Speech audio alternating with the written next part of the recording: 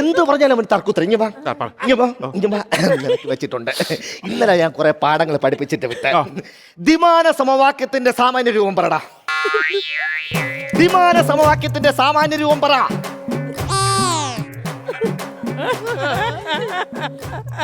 ചുണ്ടെടുത്ത് ഡൈമടിപ്പിച്ച് കാണിക്കാനല്ല പറഞ്ഞ. ചുണ്ടെടുത്ത് അകത്തറ.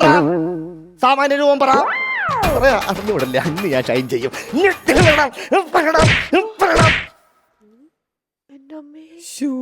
ആയിരിക്കൂലേ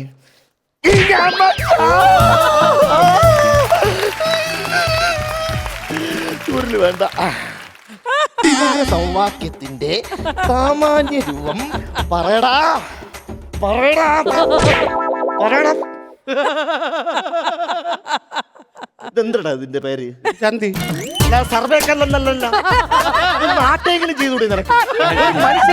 പണിയെടുക്കണ കണ്ട. ഞങ്ങള് റെസ്ലിംഗ് താരങ്ങൾ അങ്ങനെയാണ് സാർ.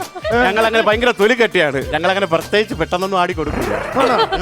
അപ്പുറത്തെ ക്ലാസ്സിൽ പോയി പഠിച്ചോട്ടാ സാറേ. എപ്പുറത്തെ ക്ലാസ്സിൽ? അപ്പുറത്തെ ക്ലാസ്സിൽ. അതെന്തിന്? അവിടെ നല്ല പിള്ളേരുണ്ട്. അവിടെ ഫാഷൻ ഡിസൈനിങ് പഠിപ്പിക്കുന്നത്. നീ ഇവിടെ അത് പഠിച്ചാൽ മതിയായിരുന്നു. പൂന്താനത്തിന് അറിയാമോ? അറിഞ്ഞൂടാ സാറേ. ഇയാളാണ് പൂന്താനം. ഇയാളെ പൂന്താനം ഞാൻ പറഞ്ഞു കൊടുക്കാം. നമ്മൾ സാധാരണ ഒരു സദ്യ കഴിക്കാൻ പോകുമ്പോൾ ആദ്യം അടപ്പായസം വരും, പിന്നെ കടലപ്പായസം വരും, പിന്നെ പാൽപ്പായസം വരും. പാൽപ്പായസം കൊടുത്തപ്പോൾ മഞ്ഞ ഉണ്ടായിട്ട് കുറെ സാധനം ഇങ്ങനെ പുരുപുരായിടും. ഇങ്ങനെ കരക്കി കഴിയും. അതിനെയാണ് പൂന്താനം എന്ന് പറയുന്നത്. അത് പൂത്തി. ഇത്രയും കാലം ഞാൻ പൂന്താനം എന്ന് പറഞ്ഞാണ് തിന്നോണ്ടിരുന്നത്.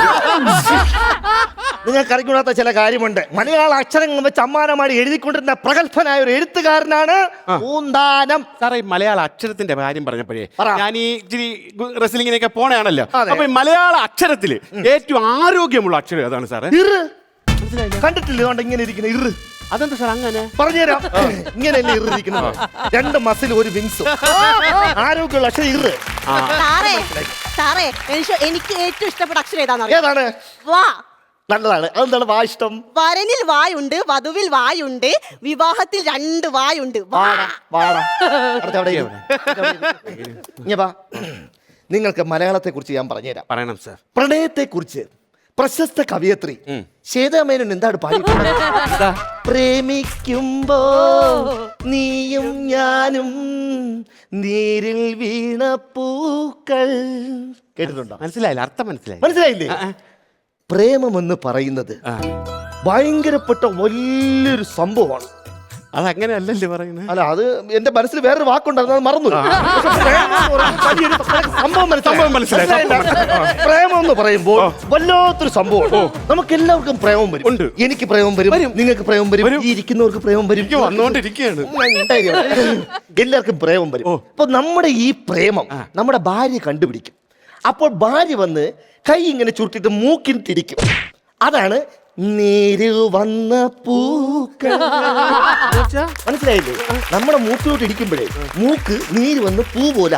അതാണ് നീര് വന്ന പൂക്കൾ. സാറ് മൂക്ക് പൂത്തുണ്ടായിരുന്നോ? പിന്നെ ഒരു കാലത്ത് എന്റെ മുഖത്ത് വസന്തകാലമായിരുന്നു. ഇങ്ങനെ പറക്കുമായിരുന്നു. അപ്പൊ നമുക്കൊരു കാര്യം ചെയ്യാം. നമുക്കൊരു പ്രാക്ടിക്കൽ നോക്കാം. നിങ്ങളൊരു കാര്യം ചെയ്യോ. നിങ്ങൾ എങ്ങനെയാണ് നിങ്ങൾക്ക് പ്രേമത്തിന്റെ ഒരു സങ്കല്പം ഒന്ന് ഞാൻ നോക്കട്ടെ. നിങ്ങളൊന്ന് പ്രേമിച്ച് കാണിച്ചു ഞാൻ നോക്കട്ടെ. പ്രേമിച്ച് ഈ ബ്രൂണോയുടെ പ്രേമം ഭയങ്കര ഫേമസ് ആണ്. ഇല്ല, പറ്റത്തില്ല. പ്രേമം നിങ്ങൾ കാണിക്കണം. അല്ല, അത് വേറെ കാര്യമുണ്ട് സാറേ. നമുക്ക് പ്രേമിക്കണമെങ്കിൽ ഇങ്ങനെയൊക്കെ വേണം. എന്താ ഒരു കാര്യം, പ്രേമിക്ക് ആ ചുരുണ്ട മുടിയെ കിട്ടും. ചോദിച്ചോക്ക്, വിളിച്ചോക്ക്, വരുമെങ്കിൽ വിളിച്ചോണ്ട് പോ. ഞാൻ പോരെ ബ്രൂണോ. എന്നും ഇത് എന്നെ കഷ്ടം. പ്രേമിക്കുന്നു. അതെങ്കിൽ അത് തുടങ്ങാം. ഒരു പാട്ട് ഫോൺ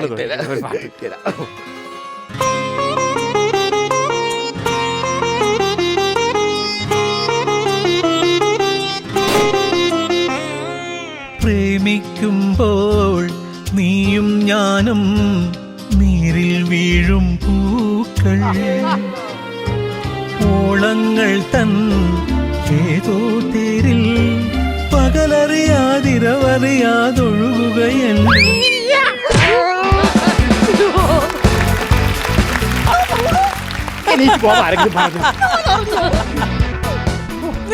ബെഞ്ചമിൻ ബ്രൂണോ?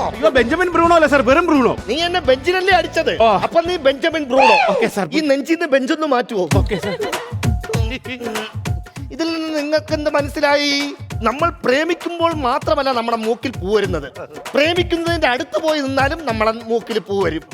നോക്കി നിൽക്കണം കേട്ടോ. ഇനി നിങ്ങളെ പഠിപ്പിക്കാൻ എനിക്ക് വയ്യ. സാറേ പോവല്ലേ സാറേ, ഞാൻ സാറേ, എനിക്ക് ഒന്നിരിക്കല്ലേ. പറ്റില്ല സാറേ. എനിക്ക് ഈ വർഷമെങ്കിലും എന്റെ തത്തമ്മ പരീക്ഷ പാസ്സാവണം. എടി നിങ്ങളുടെ പറഞ്ഞ പ്രഥമ പരീക്ഷ അല്ലെന്ന്. നിനക്കിപ്പോ എന്താണ് പ്രശ്നം? എനിക്ക് ഈ വർഷമെങ്കിലും കല്യാണം കഴിക്കണം. അത്രയല്ലേ ഉള്ളൂ. നീ ഒരു കാര്യം ചെയ്യും, യമനെ കെട്ടി, അപ്പൊ നിന്റെ പ്രശ്നത്തിന് പരിഹാരമാവും. ഞാൻ ഒന്നിരിക്കട്ടെ. ഇരിക്കല്ലേ, ഞാൻ പറഞ്ഞോട്ട് സാറേ, എനിക്ക് റെസ്ലിംഗ് പര്യടനത്തിനൊക്കെ പിടിക്കാനുള്ളതാണ്. എനിക്ക് ഭാര്യ വന്നു കഴിഞ്ഞാൽ അത് ശരിയാവത്തില്ല. എടാ അത് നിനക്ക് അറിഞ്ഞൂടാത്തോണ്ടാണ്.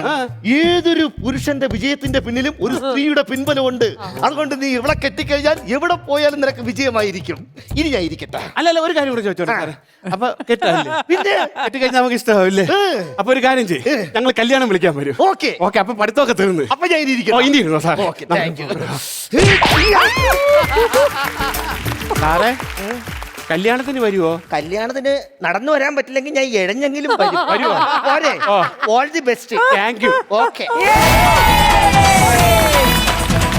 തിരിച്ച് ഒരു വഴിയായി. യശ്വ ചേച്ചി ശ്വാസം എടുക്കാൻ പറ്റുന്നില്ല. ഞാൻ ചുരുണ്ട മുടി നോക്കണോ, മാമനെ നോക്കണോ, പ്രേമിക്കുമ്പോൾ ആലോചിക്കണോ, സ്നേഹിക്കണോ, ഈ ടീച്ചറിനെ നോക്കണോ, ആ കല്യാണം മൂത്ത ഒരു പെണ്ണിനെ നോക്കണോ? എനിക്ക് ഒന്നും മനസ്സിലാവില്ല. സൂപ്പർ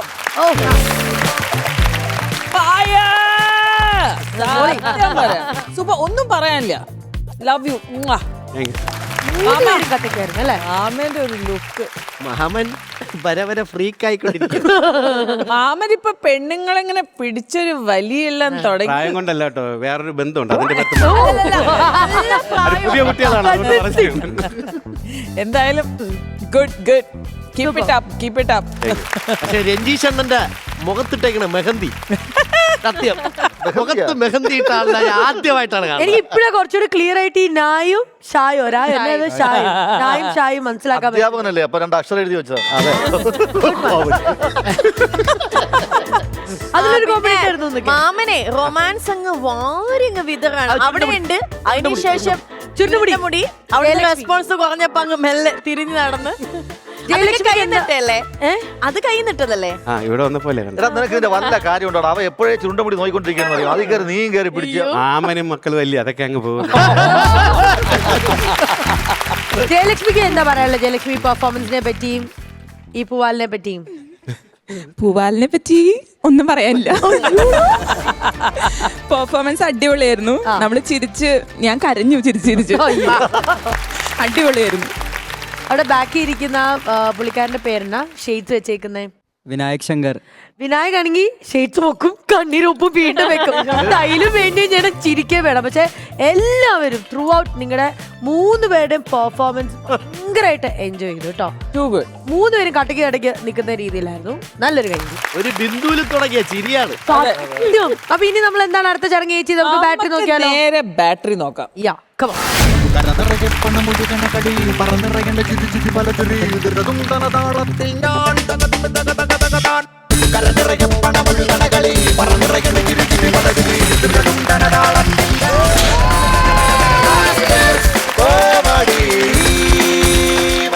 രഞ്ജിത്തെ, രഞ്ജിഷ് പോയി കെട്ടിപ്പിടിച്ചിട്ടെ ദിവിഷനടുത്ത് പോയിട്ട്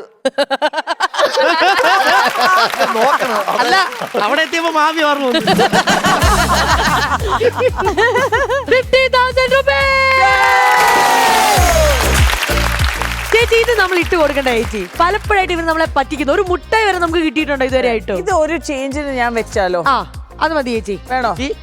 ഹാട്രിക് 50 ആണ്. ആ 350 അടുപ്പിച്ചു. ആ, ആ, ശരിയാണല്ലേ? ഇതാ കോമഡി